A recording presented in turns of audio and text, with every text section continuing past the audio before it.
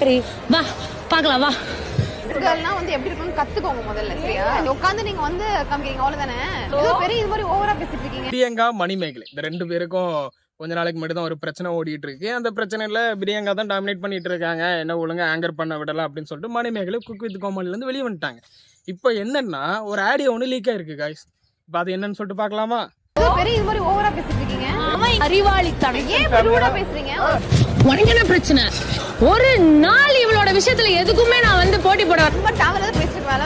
வீடியோக்குள்ள போறதுக்கு முன்னாடி நம்ம சேனலுக்கு புதுசா இருந்தீங்கன்னா கண்டிப்பா சப்ஸ்கிரைப் பண்ணிருங்க. வாங்க வீடியோக்குள்ள போலாம்.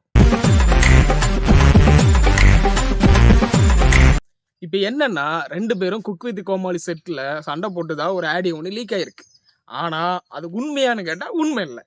பிக் பாஸ்ல இருக்கிற ஒரு பிரச்சனையும் பிராங்கையும் உள்ள தூக்கி போட்டுக்கிட்டு மிக்ஸ் பண்ணி ஒட்டியும் வெட்டியும் உள்ள வந்து ஒரு ஃபேக்கான ஒரு ஆடியோ காலை வந்து பரப்பி விட்டாங்க.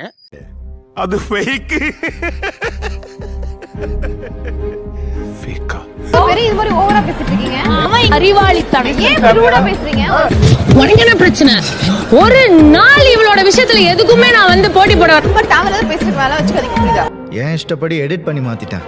நான் இந்த பிரச்சனைக்கு அப்புறம் தான் பிக் பாஸ்னு வருது குக்கு வித் கோமாளியை வந்து கொஞ்சம் உள்ள போய் நோண்டி ஒரு சில எபிசோட்லாம் பார்த்ததுல மணிமேகலை சொன்னது உண்மைதான். நான் கூட ஏதோ ரெண்டு பேருக்குள்ள சரி ஏதாவது ஒரு மிஸ் அண்டர்ஸ்டாண்டிங் இருக்கும், ரெண்டு பேரையும் யார் யார் என்ன சொன்னாதான் நம்ம சொல்ல முடியும் அப்படின்னு நினச்சா. ஆனால் பிரியங்கா அதில் டாமினேட் பண்ணிட்டு தான் இருந்திருக்காங்க.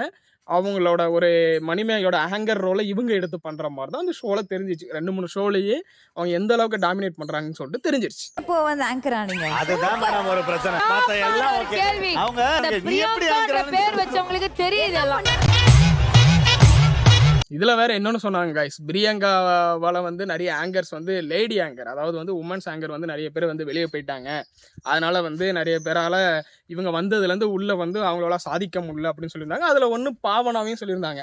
அது வேற ஒரு நியூஸ் ஸ்டேட்மெண்ட் வேற ஒன்று போயிட்டு இருந்துச்சு. இந்த மாதிரி பிரியா தேஷ்பாண்டே உள்ள வந்ததுல இருந்து தான் பிரியங்கா தேஷ்பாண்டே உள்ள வந்ததுல இருந்து என்னோட ஆங்கர் வழியும் நான் பண்ண முடியல, நான் அந்த இதுல இருந்து நான் வெளியே வந்துட்டேன் விஜய் டிவில இருந்து அப்படிலாம் சொல்லிட்டு பேசிட்டு இருக்காங்க. ஆனா அது உண்மை இல்லை. என்னன்னா ஒரு பிரச்சனை நடந்துருச்சுன்னா அது எந்த அளவுக்கு ரூமரை கிளப்பி விட முடியுமோ, எந்த அளவுக்கு ஒரு ஃபேக்கான ஒரு வீடியோ ஆடியோவை பண்ண முடியுமோ அந்த அளவுக்கு பண்ணி இந்த மாதிரி நம்மள மாதிரி ஒரு யூடியூபர்ஸும் சோசியல் மீடியாவில் இருக்கிற எல்லாருமே தான் பண்ணிட்டு இருக்கோம். அது தப்பு. வெக்கமா இல்ல.